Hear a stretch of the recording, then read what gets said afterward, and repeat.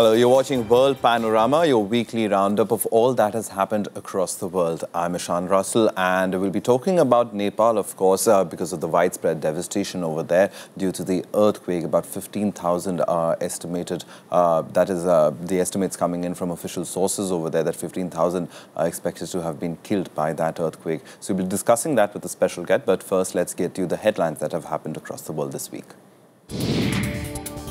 After widespread devastation caused by the earthquake, Nepal grapples with anger at slow pace of relief. Nation stares at massive task of rehabilitation. Afghan President Ashraf Ghani meets Prime Minister Narendra Modi. Both sides pitch for positive and constructive ties. Indonesia ignores global condemnation, executes 8 convicted drug smugglers. Australia recalls envoy in protest.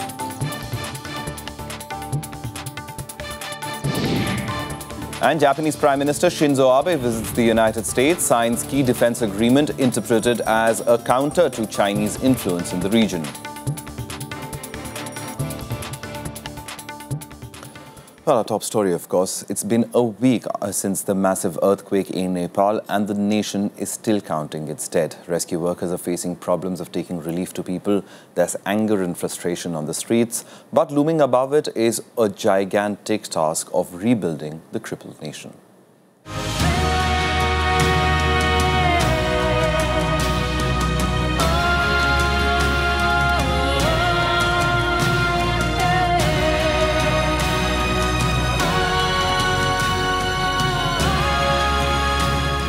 After the shocks, Nepal is bracing for the tough task of rebuilding itself. Experts say this could take the nation at least 5 years. According to the Red Cross, towns and villages near the epicenter of the earthquake in central Nepal have suffered almost total devastation. This is a race against time. It's also a race against a moving target, in the sense that we still do not have a full assessment of the needs and the requirements in the rural areas outside of Kathmandu. As you know, the disaster itself has created a lot of infrastructure problems, and it is simply a country that, because of its geography, is such that it's difficult to move into these areas. The earthquake struck a crippling blow to the fledgling economy, setting it back by up to as much as $10 billion. But residents are worried about more pressing and immediate problems of disease outbreaks and epidemics. Well, one disease that we're always concerned about in a situation like that is measles. And UNICEF will be looking at an emergency measles vaccination campaign. Measles can kill children, especially if they're in a bad situation and they're vulnerable health. And so we're looking at that. That's a concern. Diarrhea is a concern. And just making sure that kids have, their hands are clean so they're not getting sick. Aid is pouring in from around the world, especially India, where Prime Minister Narendra Modi has earned all-round praise for directing prompt action. But the disaster has exposed shortcomings of its bureaucracy, which is ill-equipped to carry out relief measures. We are at the moment in rescue type of operation and some relief operation. Once this phase is over, the need for massive rehabilitation, reconstruction will be required, involving billions and billions of dollars. That is where we need international support. But many countries have offered to fill in and help. Nepal is one of the richest, I think, in Asia with regard to cultural heritage. Deep-rooted traditions, people who still stick to many things which have already forgotten in many other parts of the world. And we have supported that from German side in a place like Bhaktapur very much for decades. We have built up old temples, we have tried to replace old pipelines to secure the water supply, to secure the treatment of wastewater. And we have done that, and we see now that this has been affected very much. And we really are feeling very sorry for that, and we want to do something also in future, especially for Bhaktapur. The slow pace of aid delivery has further raised tempers in Kathmandu streets. It also raises doubts about how the country will fare with the reconstruction. The road to recovery is extremely fraught for the nation, and even if it is navigated successfully, Nepal will have to live with scars where once its ancient buildings and temples stood. This is the most damaging earthquake that has been recorded in the history of Nepal. A similar earthquake of the same intensity happened in 1934, but Nepal had survived that. Amritanshu Rai, Hanuman Deka, Darbar Square, Kathmandu. And Ambassador Jayant Prasad, a former ambassador to Nepal from India, joins us to help us understand, sir. I mean, the army chief is saying the estimate is now 15,000. The official death toll is about 6,600 as we speak. And it's only expected to rise. Nepal is now saying that they do not expect any more survivors to be found. It's how does the nation rebuild itself? You've been there. Is the culture, the people resilient enough? Nepal has shown resilience before. In 1934, when the earthquake struck, it affected also extensive parts of North Bihar. Nepalese then did not have the friends that they have today. It is a country buffeted between both India and China. Both the neighbors of Nepal are doing well economically. And India is committed to reconstructing their homes and their heritage as they rebuild their lives. As Prime Minister Mr. Modi has said, there would be no dearth of external assistance that Nepal suffered from earlier. And Nepal rebuilt itself and its heritage after the 1934 earthquake pretty much all by itself. Right. So it surely has the resilience that is required to deal with the present predicament. All right, but if you talk about rebuilding, rehabilitation from here, I mean, the number of tents that are required, the one minister was saying 400,000 tents are required, and they've only been able to provide about 19,000. So that disparity is there. But the finance minister was saying that we don't need tuna and mayonnaise, we need grain and sugar and basics. So in terms of just rebuilding Nepal, do you think, I mean, it requires a massive effort and billions of dollars as well? Well, it's the organizational effort which will have to be put together. Actually, Nepal has been preparing for such devastation for some time. It is in 2009 that the Nepalese government set up a Nepal Risk Reduction Consortium with the United Nations. But much of the planning exercise was airy-fairy in the sense that they did a few useful things in elaborating building codes and strengthening structures in schools and public institutions like hospitals. But they did not deal with a real disaster or did not foresee what has happened now. So there will be some learning involved, but that can be put together after they get over the immediate crisis. When an earthquake strikes, the first thing that you do is to look for survivors. Right. That phase has just got over. And I must say that the Nepal Army Chief General Gaurav Rana was pretty much on the ball. Not now, the estimate is not now of 15,000. I spoke to him on Sunday morning, the day after the earthquake, and that is the figure he quoted then, because we were looking at that stage at what had happened in Bhaktapur, Patan and Kathmandu, in the Kathmandu Valley itself. But he said that below the snow line, in the upper hill districts, most of the housing had been demolished. So roughly 1/10 of the population of Nepal, it has a population of 28.5 million, has been affected in terms of its habitation. Absolutely. And that's a staggering challenge. But I'm sure it can be overcome. I think the Nepalese people themselves are going to rally around. Nepal, let's not forget, has a huge diaspora. Right. And remittances per capita, if you calculate that, are much higher than in India. And Nepalese overseas are going to rally around the predicament of Nepal. And Nepalese in Nepal, Nepalese in India are rushing back to Nepal to help people in distress in their homes and hearth, wherever they come from. And some of the countries assisting Nepal, including India, have consciously allowed Nepalese origin people, they have given them leave from their employment to go and join their families and to assist there. So I think besides the institutional support which will come from governments, there is a huge people-to-people connect which Nepal is going to benefit from. So let's hope that that is sufficient balm. I mean, given the death toll, I'm not sure what would really work in terms of providing succor to people. But thank you very much, Ambassador Jayant Prasad, for coming in and helping us understand the situation in Nepal a little better, and our prayers with everybody over there. Thanks so much for that.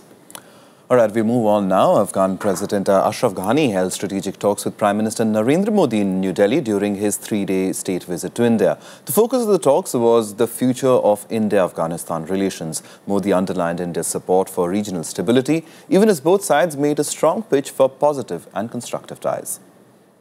What we offer is a model of cooperation, a platform where all of us can come together, where a transformative capacity in the imagination is translated into building solid institutions where all of us will be able to live in comfort, in dignity.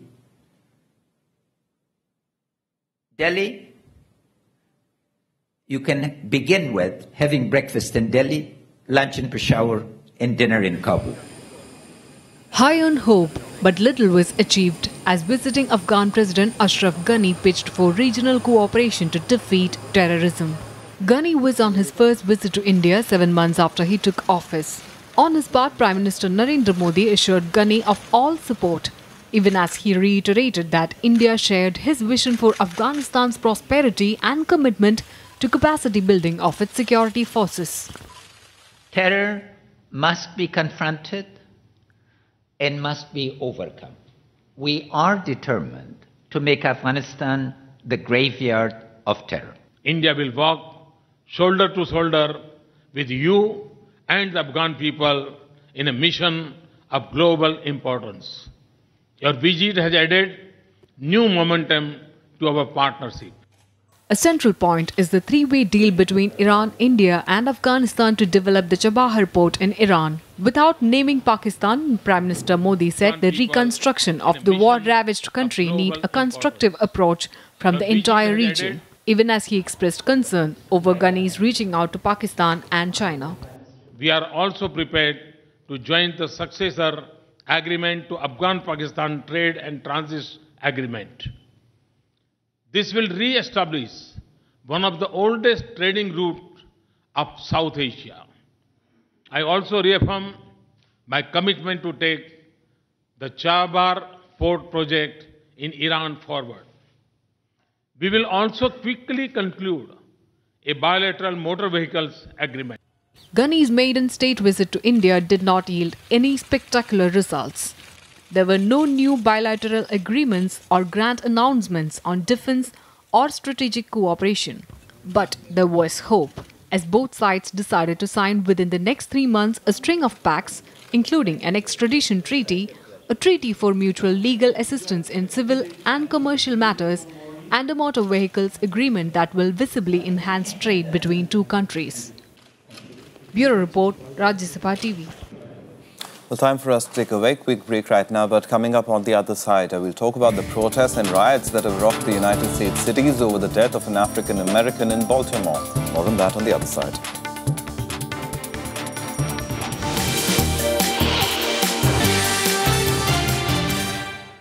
Welcome back here with World Panorama.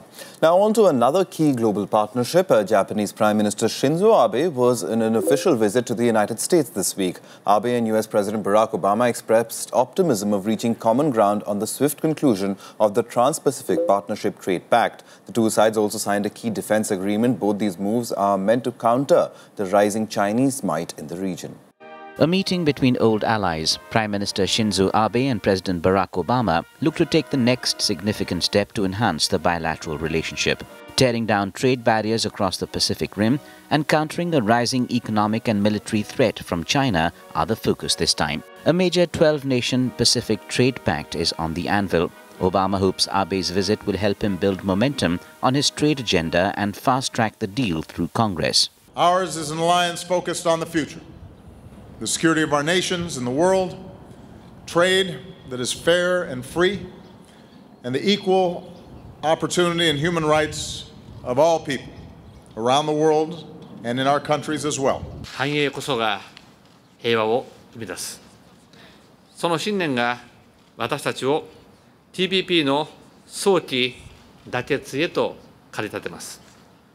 オバマ大統領との間で二国間の残された課題について China, which is not a part of the TPP, sees it as an attempt to counter its economic might in the region and is working on a rival trade deal. But Obama said Beijing should not view their alliance as a threat. We don't think that a strong U.S.-Japan alliance should be seen as a provocation.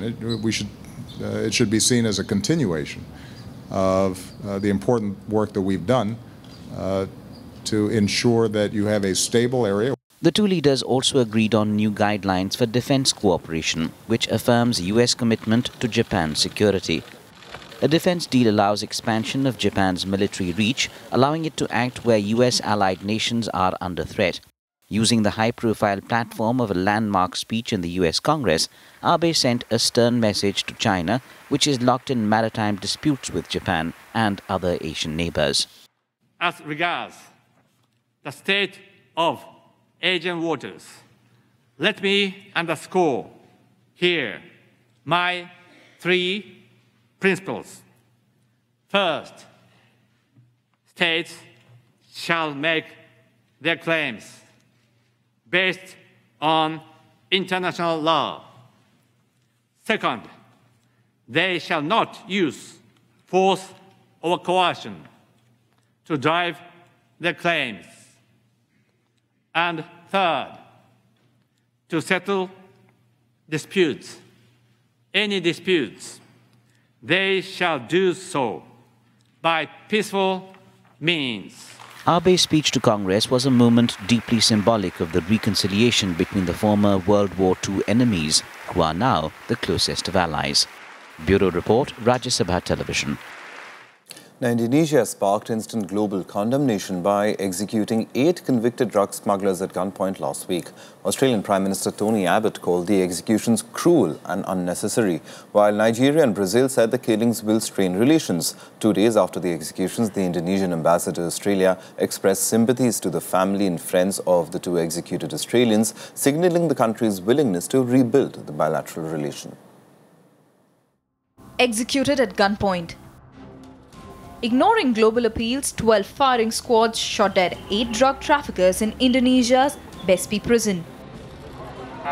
The 9th convict, a Filipino woman, Veloso, has been spared for now, on suspicion that she may have been framed.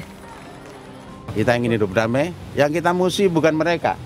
Ya, kita bukan musuhi negara-negara tertentu, tetapi yang kita musuhi adalah kejahatan yang sangat serius. Yang buat kalau kita biarkan Indonesia akan menjadi hancur karena bahaya narkoba. We are overjoyed with the fact that Mary Jane Veloso lives, and this is all because of the efforts of the Filipino people and the international community. The horrifying execution strained Indonesia's relations with Australia, Nigeria, and Brazil. In an effort to patch up ties, Indonesian ambassador to Australia extended his sympathies for the 2 executed Australians. This just days after Australia recalled its ambassador in protest. Yes, this is a difficult moment in the relationship between Australia and Indonesia, but I am confident that decent people in both countries will now pause, take stock, and do what is necessary to restore the relationship. Amnesty International called the executions utterly reprehensible. UN Chief Ban Ki-moon voiced deep regret at Indonesia's act, despite desperate petitions from their governments to spare their lives. The Secretary-General urges all countries where the death penalty is still in place to join this movement and declare a moratorium on capital punishment with a view toward abolition. Candlelight vigils were held outside the Indonesian embassy for the victims. Leading up to the executions, Indonesia remained adamant that the punishments were just part of a larger effort to combat illegal drug trafficking.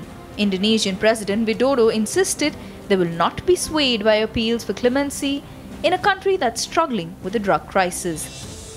Bureau Report, Rajya Sabha TV.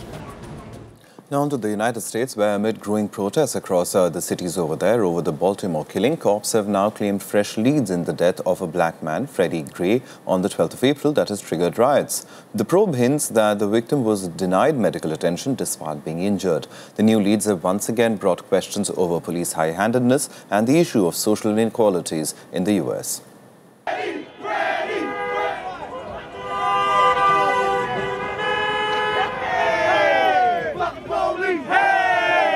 Now, what I am happy about is that the community is feeling a sense of calm or a sense of release. Partial closure for Baltimore.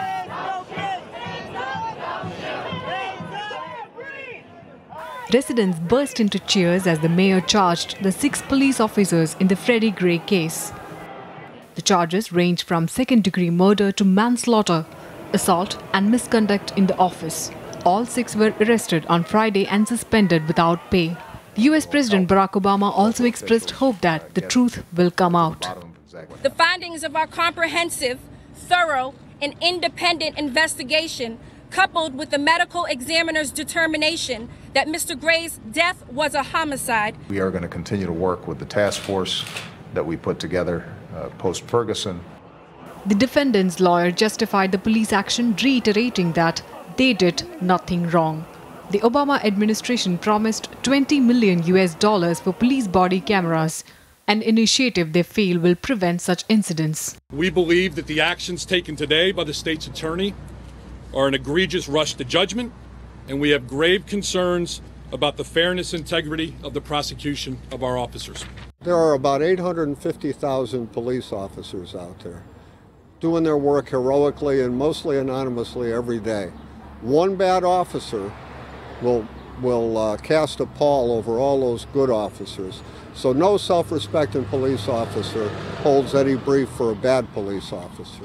That being said, no one has proven that these officers have done anything wrong.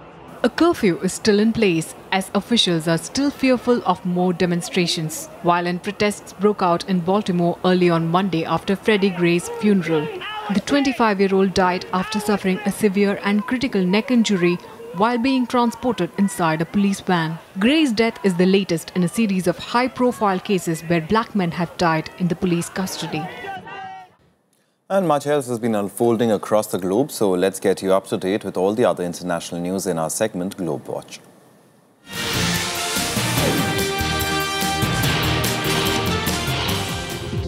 May Day protests turned violent in Istanbul on Friday. Thousands of protesters marched on Istanbul's Taksim Square and pelted stones at the police on being stopped. The Turkish police used water cannons, tear gas and rubber bullets to dismantle the gathering. Several people were also detained for hurling stones and bottles at the police. The Turkish government had warned on Thursday that any attempt to gather in the area would be interpreted as an attempt to create chaos. Hundreds of students from a Burundi university, which was closed down by the government, sought refuge outside the US Embassy in capital city Bujumbura. It further escalated tensions in the country before a presidential vote on the 26th of June. The East African nation has been rocked by days of protests, triggered by President Pierre Nkurunziza's decision to seek a third term, a move opponents say violates the constitution, and a peace deal that ended an ethnically charged civil war in 2005. 5 car bombs exploded across Baghdad on Thursday evening, killing at least 21 people and wounding several others. The deadliest of the blasts took place in the Iskan neighborhood, where 5 people were killed. No group has claimed responsibility for the attacks so far. Saudi jets launched a fresh bombing campaign on Yemen's capital Sana'a on Friday. The military said the airstrikes targeted Houthi military campaigns around Sana'a's international airport. The strikes came just days after a Saudi airstrike targeted an Iranian plane at the same airport. Friday's attack caused extensive damage to the runway, halting aid deliveries.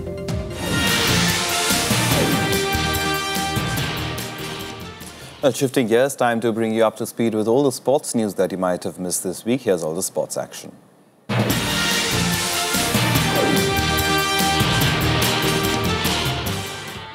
Pakistan is set to host international cricket again. The International Cricket Council revealed that an agreement has been reached for Bangladesh to play 2 matches in Pakistan this month. The matches will take place at Lahore's Gaddafi Stadium. No full member international side have toured Pakistan since a terrorist attack on a Sri Lankan team bus in March 2009 that left 6 police officers and a driver dead and several players and officials injured. Belgian soccer player Gregory Mertens died on Thursday, 3 days after collapsing during a match. The 24-year-old defender, who had played for Belgium at under-21 international level, had been in a coma since going into cardiac arrest early in a reserve team game on 27 April. Team spokesman Herman van de Poort told Reuters that his condition continued to worsen and the player's family had agreed with doctors to switch off the life support system. World number 1 Novak Djokovic has withdrawn from next week's Madrid Open for his second consecutive year to rest before the Rome Masters and the French Open. The Serb announced that he will take time out to rest before continuing with his planned calendar at the Rome and Roland Garros tournaments. Djokovic has been in imperious form this year following up his triumph at the Australian Open with victories at the Masters events in Miami, Indian Wells and Monte Carlo. Prize money keeps going up at Wimbledon, with first-round losers as well as champions cashing in on record rewards. The All England Club announced on Tuesday that prize money for this year's grass court Grand Slam will increase by 7% to reach a total of £26.75 million. The men's and women's single champion will each receive £1.88 million. Organisers said the prize fund will be the highest ever in professional tennis, surpassing last year's US Open purse of $38.25 million.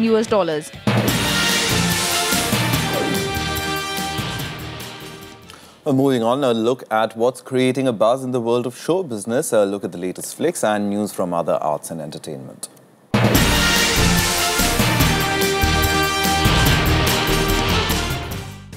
Broadway nominations for the Tony Awards were announced this week. The lesbian coming-out story Fun Home earned 12 nods, including one for the top prize, Best Musical. Tying for most nods with Fun Home was An American in Paris. Rounding up the top category are Something Rotten for its lead male, Brian the R.K. James, and The Visit for its lead actress, Chita Rivera. The winners will be announced on June 7th in New York City. Avengers: Age of Ultron looks set to dominate the North American box office. With an all-star cast that includes Robert Downey Jr., Chris Evans, Chris Hemsworth and Scarlett Johansson, Ultron is estimated to take in a massive $220 million in its opening weekend. The previous record holder for the largest North American opening is 2012's Marvel's The Avengers, which earned $207 million in its debut week. The King of Rock and Roll is back. Elvis Presley is now a permanent exhibit in Las Vegas that includes over 300 artifacts from Graceland narrating his life. Elvis's widow and daughter were both present at the opening ceremony. One of the priceless artifacts is a jewel-studded belt that was awarded to Elvis for breaking box office records. He performed over 600 record-breaking, sold-out shows in Las Vegas at the same hotel where the permanent exhibition is now housed. Italian designer Giorgio Armani celebrates 40 years of excellence in the fashion world with a star-studded reception in Milan. The gala saw the presence of some of the top names in the celebrity world. The designer line has been adorned by many actresses over the years. Armani also opened a museum recounting the 40-year history of his fashion business. The guest called Giorgio a mighty man, with his style representing grace and dignity. Well, that's it in World Panorama this week. We'll be back next week with another edition. Keep watching Rajya TV.